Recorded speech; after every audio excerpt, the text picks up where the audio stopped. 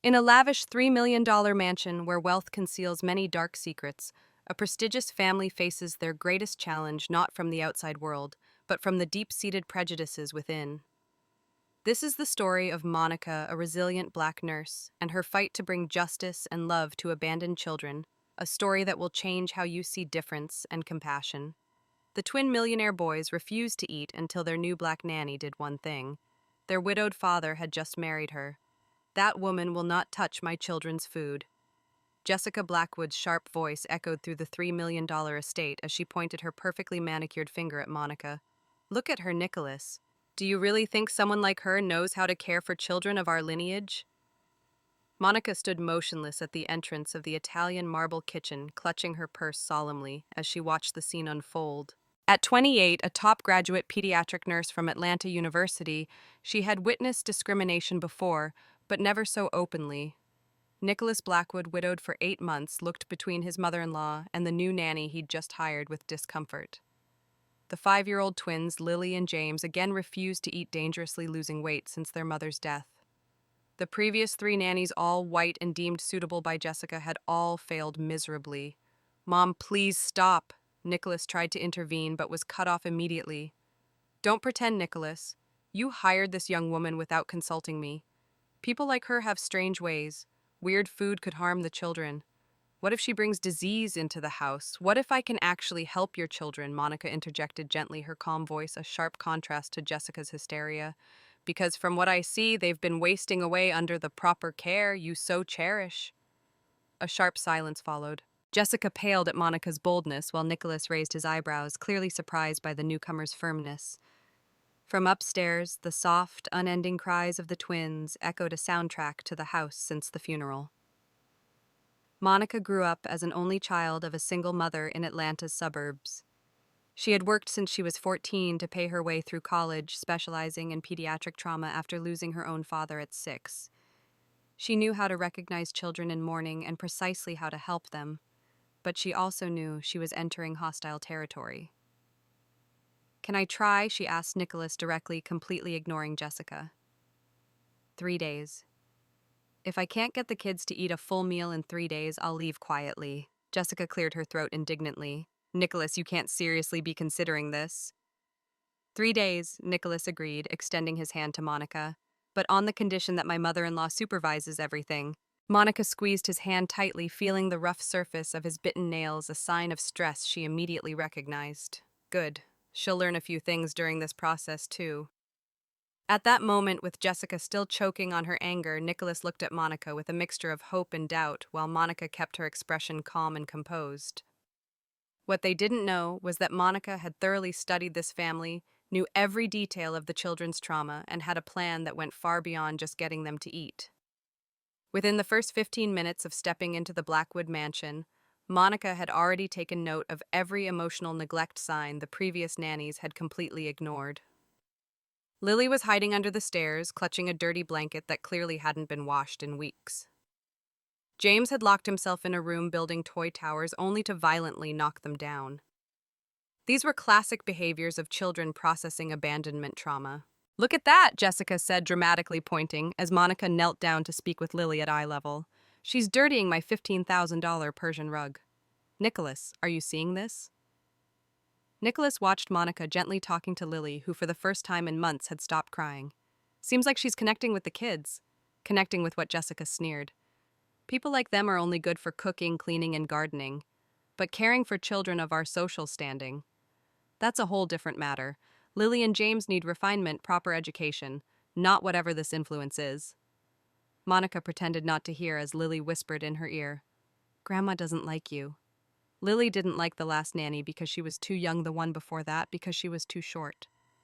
Now Grandma disliked Monica simply because she was black. Monica carried on unfazed with no hint of shame, and what do you think she asked? Lily looked at her with the curious eyes of a 5-year-old. "Mom always said people of different colors make the world more beautiful, like a rainbow." At that moment, Nicholas felt a tightness in his chest. Isabella, his late wife, had said the same thing, something he had almost forgotten during these months of mourning. Jessica, overhearing the conversation, turned pale. "Nicholas, you can't let her fill the children's heads with these ideas. They'll grow up thinking..." thinking what Nicholas interrupted for the first time in months, standing up to his mother-in-law directly, that people who are different deserve respect too. While the argument between Nicholas and Jessica grew more heated in the living room, Monica took the chance to check on James, who was drawn by the voices. The boy was clearly malnourished with dark circles under his eyes and trembling hand signs Monica had seen many times while working in the pediatric ward at Atlanta Children's Hospital. James, she gently asked, when was the last time you slept through the night? The boy looked at her in surprise. No one had ever asked him that before. I don't remember. Sometimes I have nightmares, dreams that Mom is lost and hungry. Monica nodded immediately, recognizing the pattern of abandonment trauma mixed with survivor's guilt. She had witnessed dozens of cases like this over 8 years at the hospital, especially children who lost their parents in accidents. Do you want to hear a secret? She whispered, as if sharing something sacred. I lost my dad when I was your age, and I learned that parents never truly leave us. They live on in our hearts. James stared at her intently, and Monica knew she had touched something deep within the boy's soul. Behind her, the argument between Nicholas and Jessica continued to escalate. She's only been here less than an hour and already brainwashing the kids, Jessica snapped. Exactly what I told you, Nicholas. Their own methods. Methods that don't fit our family. Methods, Nicholas repeated in disbelief. You mean talking to the kids like they're people? Jessica's face flushed with anger. Don't be sarcastic with me. You know what I mean. Those people grew up in different, even violent environments.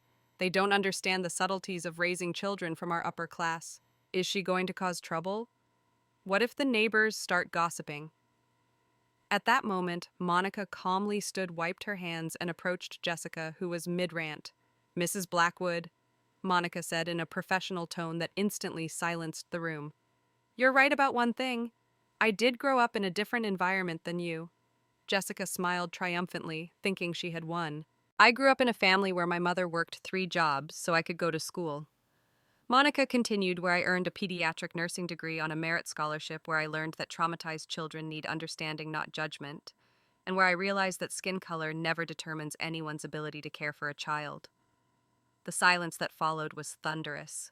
Nicholas looked at Monica with a mixture of admiration and shame over his mother's attitude. Nurse, he repeated. That's right. I have a pediatric nursing degree specializing in childhood trauma, Monica confirmed. I worked 8 years at Atlanta Children's Hospital before coming here. Your children show signs of reactive depression and typical post-traumatic stress disorder. Nothing is beyond healing with patience and the right process. Jessica paled. She had spent the last 15 minutes attacking a qualified medical professional purely out of racial prejudice. But you applied to be a nanny, she stammered. Because sometimes, Monica smiled softly, an incomplete smile. We need to be exactly where the universe intends us to be. And something told me these children need more than just a nanny. At that moment, with Jessica clearly losing ground and Nicholas looking at Monica with respect and curiosity, Monica knew she had planted the seed for her true mission here. What they didn't know was that her arrival in this town was no accident, and her connection to the Blackwood family ran deeper than anyone could imagine. Every insult from Jessica only strengthened Monica's resolve, a quiet determination, nurtured by years of injustice that had prepared her for this moment, a chance to prove that underestimating someone based on skin color would be the Blackwoods' biggest mistake. Over the next 3 days, a miracle began to unfold at the Blackwood mansion. For the first time in 8 months, Lily and James not only finished their meals, but even asked for seconds. Monica had applied a special technique called the emotional reconnection process, a method she learned working with orphaned children at the hospital. Unbelievable, Jessica muttered, watching from the living room window as Monica played with the kids outside. She must be drugging the children. This can't be natural. In contrast, Nicholas couldn't take his eyes off the scene. He hadn't seen his children laugh like that in months. Monica had turned simple lunchtime into a joyful experience, teaching Lily and James how to make animal-shaped sandwiches while sharing nutrition stories the kids soaked up like sponges. Does she really have a college degree? Jessica doubted after Nicholas mentioned Monica's credentials during dinner. Because Southern schools don't always have the same standards as our prestigious universities. Atlanta University, Mom, Nicholas replied, pouring more wine. One of the best pediatric medical schools in the country, and she graduated top of her class. Jessica snorted. Whether she does or not, you have to think about the children's future. The neighbors are already talking. Margaret Wellington called yesterday, asking about the new staff. You know how things like this spread through the community, Jessica said sharply. At that moment, Monica appeared at the dining room door, holding a tablet. Mr. Blackwood, I need to update you on the children's progress. This is the hospital's standard protocol. I have to document everything, Monica said. Nicholas gestured for her to come closer, but Jessica stood abruptly. Nicholas, this can wait. We have family matters to discuss. Actually, Monica replied calmly, sliding the tablet across the table. This is family business. Lily has gained 1.1 kilograms in just 3 days. James no longer has nightmares, and both show clear signs of recovery from the trauma of abandonment. Nicholas took the tablet, impressed by the detailed records. Monica had prepared weight charts, behavioral analyses, photos of the kids smiling, all meticulously logged with timestamps and clinical notes. Where did you learn to write reports like this? He asked, genuinely surprised. It's hospital protocol, Monica answered. We always track progress in cases of psychological trauma in children. But there's one more thing I need to tell you. Jessica sat down again, visibly irritated by Monica's professional demeanor. Today, James told me something interesting. Monica continued, watching their reactions carefully. He said their mother used to sing them a special lullaby, Twinkle, Twinkle, Little Star, but a different version. James calls it the Black Mother's Song. A heavy silence filled the room, as thick as thunder. Nicholas went pale and dropped the tablet onto the table. Jessica froze, statuesque. I don't understand, Nicholas stammered. Children have very unique memories, Monica said gently. Sometimes they remember things adults want to forget. James also mentioned that his mother had a special friend who sang to them when their mother was very ill. At that moment, Monica's phone buzzed. It was the message she'd been waiting for since arriving in town. Excuse me, she said, looking at the screen. I have to take this call. It's very important. Monica stepped into the garden, knowing she wouldn't be overheard. Dr. Peterson, I've accessed the medical records, she whispered into the phone. No, they haven't suspected anything yet. Yes, doctor. Everything is exactly as we predicted. Isabella really did tell the children about Grace. On the other end, Dr. James Peterson, Monica's former supervisor at Atlanta Children's Hospital, sighed deeply. Monica, are you sure accusing a wealthy family of hiding the truth about a death is a serious matter? Dr. Isabella Blackwood didn't die in a car accident, Monica said firmly. She passed away from complications of lymphoma, a cancer she concealed from the family for months. And Grace Williams, the private nurse caring for her, mysteriously disappeared 3 days before Isabella died. Grace Williams, that nurse, Dr. Peterson began. My sister Monica continued, and I'm here not just to find out what happened to her, but to uncover why a wealthy family would make a black woman disappear after she devotedly cared for a terminally ill patient. Through the living room window, Nicholas caught the serious expression on Monica's face as she listened to the call. Jessica, he said slowly, do you remember the private nurse Isabella hired in her final months? The one who cared for her when we all thought she was just tired. Jessica's face went pale. Why are you bringing that up now? Because Nicholas replied, watching Monica finish the call and step back inside. I have a feeling this new nanny knows more than she's letting on. Monica returned to the room with a changed expression, still professional and in control, but her eyes carried a new determination Jessica couldn't ignore. Sorry to interrupt, she said, putting away her phone that was a call about an old case at the hospital. Sometimes the past finds us in unexpected ways. Nicholas and Jessica exchanged a quick look, both understanding the weight behind those words. All right then, Jessica forced a smile. I think we've talked enough for today. Nicholas, didn't you say you had an important call to make? But Nicholas couldn't stop staring at Monica, trying to decipher what had shifted in her after that call. There was something about her that intrigued and unsettled him. Monica smiled softly at both of them. I'm going to check on the kids before I call it a night. Have a good evening. As she walked up the stairs, Nicholas still felt like he'd just witnessed a crucial piece of a much larger puzzle fall into place. What he didn't know was that Monica Williams hadn't come to that house by chance, and the conversation he'd overheard was only the first step in a plan she'd been preparing longer than anyone could imagine. On Friday morning, exactly 1 week after Monica's arrival, she came down for breakfast carrying a leather briefcase and her tablet. Nicholas immediately noticed a change in her. There was a certainty and resolve in every movement, as if a long chess game was finally reaching its end. Good morning, Monica greeted, gently setting pancakes in front of Lily and James. The twins ran up to hug her as they had every morning since she arrived. Jessica, entering the kitchen, stopped to eye Monica's briefcase. What's that, planning to quit? I've always said I might. Actually, Monica cut in softly. I'm here to return something that's belonged to this family for a long time. She opened the case and pulled out a photograph, placing it carefully on the marble countertop. Nicholas stepped closer and immediately turned pale. It was a hospital photo of Isabella looking frail, next to a black woman in a white coat, holding her hand tenderly. Do you know who this is? Monica asked, watching their reactions closely. Jessica stiffened, frozen like a statue. Nicholas trembled as he took the photo. That's Grace Williams. Monica continued, her tone calm but laced with something dangerously intense. A palliative care nurse specializing in oncology. She cared for Isabella during her final 6 months when everyone thought she was just too tired to leave the house. I don't understand, Nicholas stammered, but the look in his eyes betrayed his understanding. Grace Williams is my sister, Monica revealed, and she disappeared 3 days before Isabella died. Coincidentally, that same day, Isabella signed a will that significantly changed the children's inheritance. Finally, Jessica found her voice again. This is blackmail. Nicholas, call the police. This is blackmail. Monica laughed bitterly and pulled more documents from her briefcase. Let's talk about what blackmail really looks like. Monica spread the documents across the marble countertop bank transfers, showing Jessica had wired $50,000 to Grace to keep Isabella's illness a secret, a non-disclosure agreement Jessica had forced her to sign, and finally a digital audio recording. A phone call where Jessica threatened to report Grace for medical misconduct if she didn't disappear the moment Isabella passed.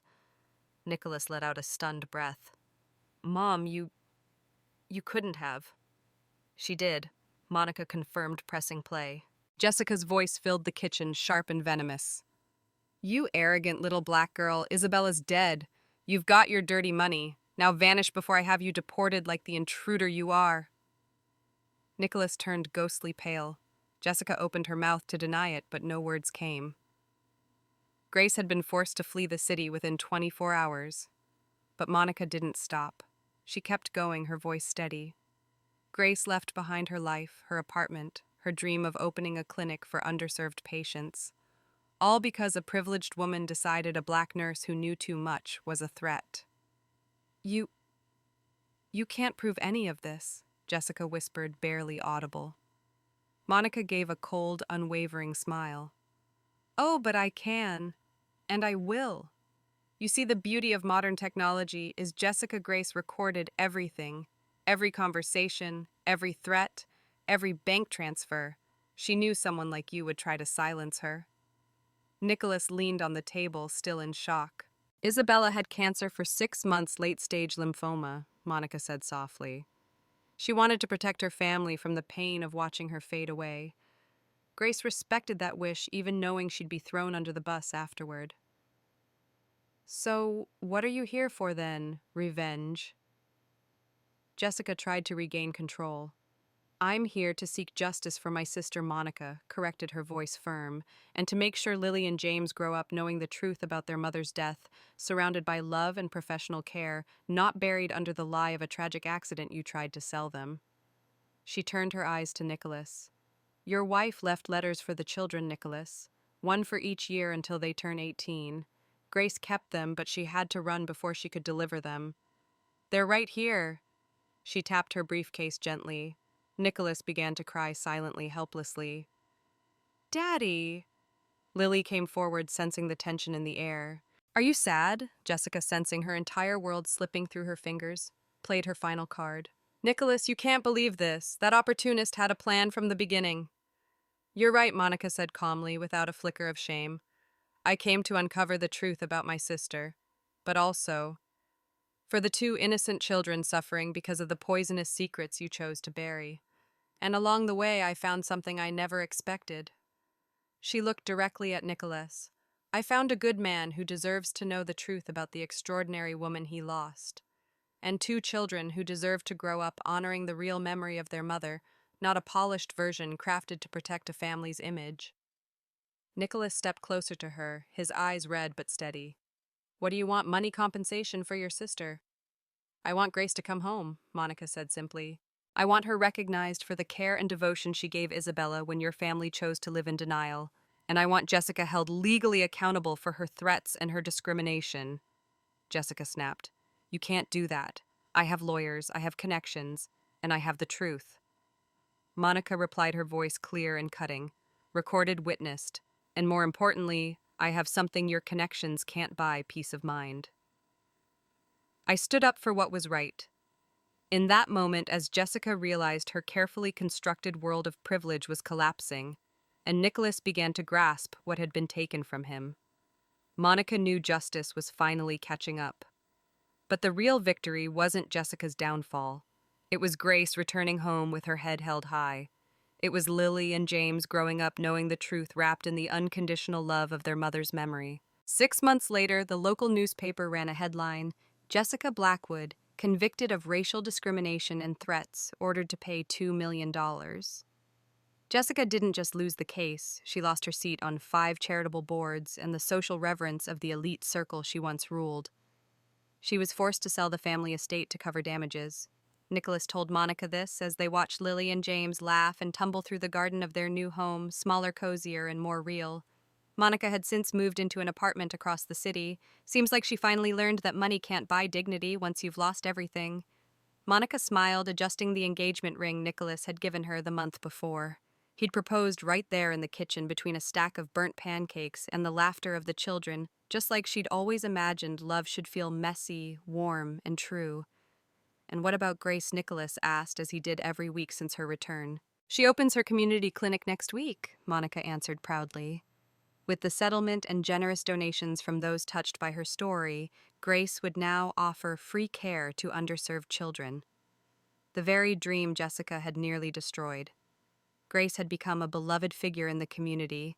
Her story spread widely, interviews, speaking engagements on racial bias in healthcare, and above all, long overdue recognition as a brilliant nurse, wronged only because of her skin color. Daddy Monica Lily came running, her arms outstretched, using the nickname she'd made up herself, one that melted their hearts every time. Aunt Grace is here. Grace Williams stepped into the garden, a brightly wrapped gift box in hand. At 35, she had finally reclaimed the light in her eyes Monica hadn't seen since the day she was forced to leave. These letters, Grace said, gently handing the box to Nicholas. Isabella wrote them for every birthday, one for each year until the children turn 18. She wanted them to know just how deeply she loved them, even if she couldn't be there. Nicholas took the box with trembling hands, overwhelmed by the legacy of love his wife had left behind. She knew she was dying, didn't she? He whispered. For the last 3 months or so, Grace said softly, but she believed everything would be okay, especially after meeting Monica. She met Monica, James asked, puzzled. Grace smiled gently. Your mom saw a photo of my sister when I showed it to her at the hospital. She looked at it for a long time, then said, that girl has the eyes of someone who truly knows how to love. If Nicholas ever needs someone special in his life, I hope it's someone like her. Silence fell, broken only by the rustling of trees in the summer wind and the distant laughter of children down the block. So she knew, Sophia whispered. She always knew, Monica said, wrapping her arms around the 2 children. And she chose right. She chose for you to grow up surrounded by real love. 3 days later, at the opening ceremony of the Grace Williams Community Pediatric Clinic, a crowd gathered to support its founder, once a silenced nurse, now a rising advocate. Nicholas stood at the podium, the clinic's main sponsor having donated $100,000 of his own money. This is the least I can do, he said into the microphone, voice firm. To make up for past mistakes and help build a future where no professional is judged by the color of their skin instead of the quality of their care.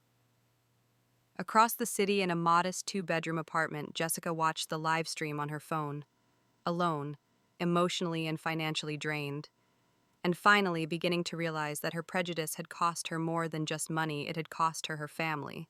That night, as Monica tucked Lily and James into bed, she paused in the hallway, letting the quiet settle around her. She had come into this house as a temporary nanny seeking justice for her sister. Now she stood on the threshold of becoming a wife, a stepmother, and the co-architect of something far greater. "Do you regret any of it?" Nicholas asked as she came downstairs. "Only that I came too late," Monica replied without hesitation. "Grace suffered for 2 years because I waited too long to chase the truth. And I regret not seeing it sooner that the most extraordinary woman I've ever met was right in front of me the whole time," Nicholas said, pulling her close. In the end, Jessica Blackwood had tried to use privilege and prejudice to silence a brilliant black woman. But all she really did was expose her own moral bankruptcy and pave the way for two sisters to transform injustice into a story of triumph. The ultimate irony, in trying to keep Grace in her place, Jessica had accidentally created the perfect conditions for both Grace and Monica to rise far beyond anything they could have achieved without her ignorance pushing them forward. Monica had learned something powerful, that hatred isn't meant to be answered with revenge, but with something so beautiful, so meaningful, that their malice becomes just another bump on the road to glory. Sometimes the greatest battle isn't out there in the world, but right inside our homes, where prejudice and bias can be broken by persistence and truth. Monica and Grace showed us that justice never sleeps when someone dares to rise and defend what's right. Their story is living proof that love, patience, and courage can overcome any barrier. Thank you for watching. Don't forget to subscribe for more inspiring stories. We'll see you in the next video.